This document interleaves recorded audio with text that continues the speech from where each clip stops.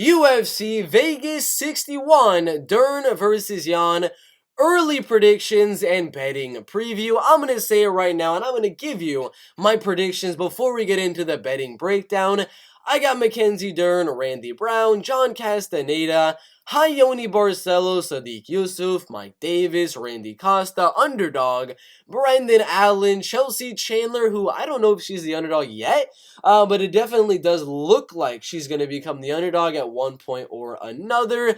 Yeah, she's a slight underdog there as well. So we have underdog, Chelsea Chandler, underdog Brendan Allen, Joaquim Silva, Maxime Grisham, Ilir Latifi, and Taba Dahichi as the predictions.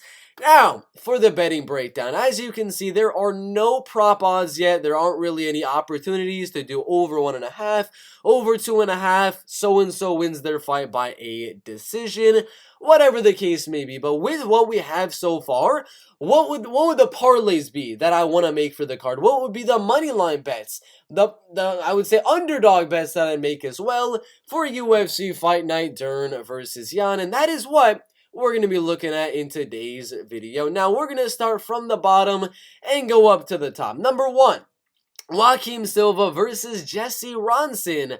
It's a clear underdog or pass. If you have anything in the plus 130s, 140 range, like right here on Bet365 or on FanDuel, it's an underdog or pass type of fight. Joaquim Silva, Jesse Ronson is not a fight you want to be putting too much money on because there's really no value on the favorite. In a fight like this, I'm not confident at all on Joaquim Silva, even though I think he wins. So it's an underdog or pass. You either bet that plus 136, bet that plus 140, or you just don't bet the fight at all. Not a parlay piece, not a confident pick or anything. Underdog or pass for Jesse Ronson, Joaquim Silva. Maxime Grisham, Felipe Lins. We don't have the odds just yet, but the betting odds on the money line right here, not good enough. Minus 110 was enticing, but they immediately went down to minus 130 and down to minus 150 in the matter of minutes. So we didn't really get the chance to bet on either Maxime Grisham or Felipe Lins. Personally, Felipe Lins, if you look at his losses, a decision loss to Andrei Arlovsky and then a knockout loss to Tanner Boser right there. Maxime did get a KO on Gajamorov, but did not go out there and finish William Knight. I'd say for right now, you either wait for the decision prop or you just don't bet on the fight at all. That's the only thing I'd really do with Felipe Lins and Maxime Grisham would be Maxime Grisham by decision plus 200, plus 180, somewhere around that range. Julia Stoliarenko and Chelsea Chandler, underdog or pass. I mean, either do not bet this fight whatsoever or get some plus money on Bet365, plus 100 for Chelsea Chandler right there. That is it, or you just pass on the fight. That's all I got to really say about Chelsea Chandler and Julia Stoliarenko. Taba Dahichi, Jessica Penne.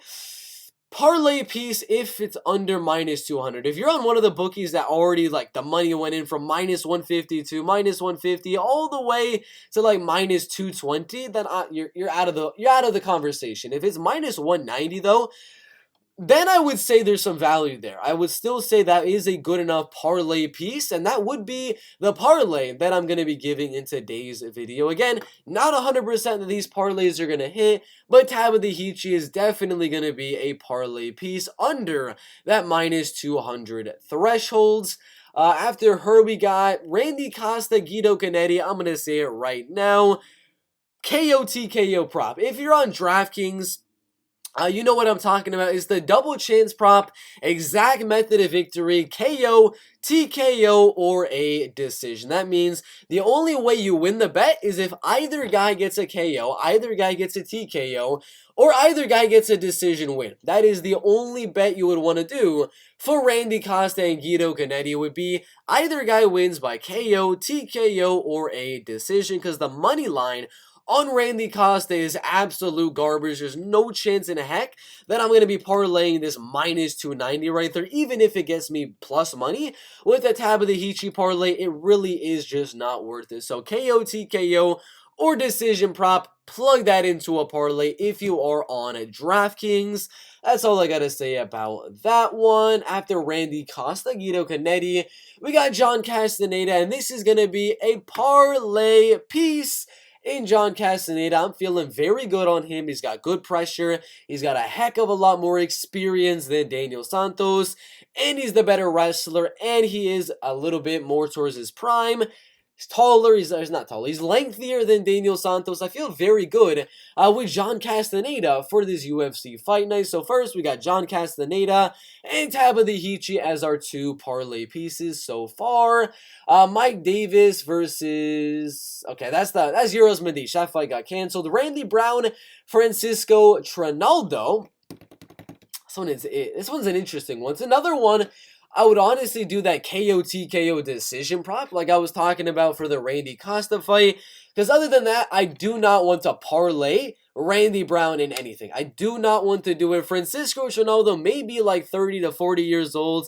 He's a very old guy nonetheless, but I do not want to risk it parlaying a guy like Randy Brown fighting Francisco Trinaldo. So it's either a pass, or if you're on DraftKings, do the KO TKO decision prop, or maybe just do the Randy Brown by KO TKO or decision. Probably get a little bit better odds, somewhere closer to minus 200. If you can get Randy Brown by KO TKO decision, double chance under minus 200. I would actually not mind having that in a parlay, because I'd be right around here, and you get around plus 240 for these three people in a parlay, but I would not do the straight money line on Randy Brown. After Randy Brown, oh yeah, we got Raoni Barcelos and Trevin Jones. It's not going to be the parlay that I'm going to give for you guys today, but it will be our secondary parlay. Usually we do one parlay that is just... three guys that I feel really good about, 3 or 4 guys that I feel very, very good about, and then we do another parlay with one extra leg just to make a little bit extra money, but we put a little bit less money on this more risky parlay, and that'd be for Raoni Barcelos. So the riskier parlay would be John Castaneda, Tabahichi, as well as Raoni Barcelos, with Sodiq Yusuff, 4-person parlay at plus 274. That would be one way to do it. Or you do it a little bit less risky, because I'm not super 100% confident on Raoni Barcelos. You could just get it at plus 150 for Sodiq Yusuff, John Castaneda, and Tabahichi. And if your bookie lets you do the double chance, you could also go out there and do Sodiq Yusuff by KO, TKO, or decision if it's on your bookie to get it a little bit better and get a little bit of extra money. So the parlay to make that I'm going to give you for the early preview, Tabahichi, John Castaneda, and Sodiq Yusuff for plus 150 odds on most bookies. Brendan Allen, Khrushchev, Zhotko, I'm going to say it right now, underdog or pass. You're going to either take that plus 110 on Betway, that plus 108 on FanDuel, the plus 100 on DraftKings, or you're not going to bet the fight. There's no value on a Khrushchev, Zhotko minus 138. I'm just going to say it right now, there is no value on that. So pass or underdog or pass for Brendan Allen and Khrushchev, Zhotko, Ilir Latifi, and Alexei Olenek. Again, moneyline wise, no, but it's either Alexei Olenek by a submission, do a very outlandish submission prop for Alexei in round 1 or round number 2.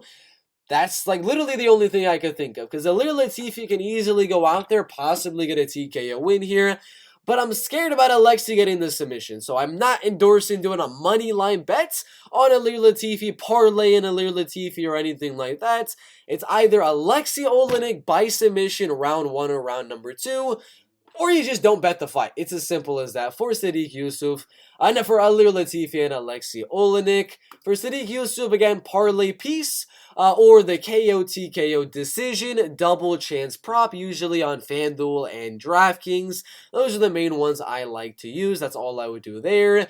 And then for Mackenzie Dern and Yan Xiaonan, only thing here would be a Mackenzie Dern by a submission or decision prop to get her around minus 170, minus 160, somewhere around that range. And then at that point, once you do the double chance prop with Mackenzie Dern for around minus 175 odds, parlay her with Sodiq Yusuff and maybe with a Where is she? She's at the bottom of the thing. And maybe with Tabitha as well to get some plus 157 with the three of them. But overall, it's a pass or you do the submission or decision prop for Mackenzie Dern because I'm not 100% sold on Dern getting a submission.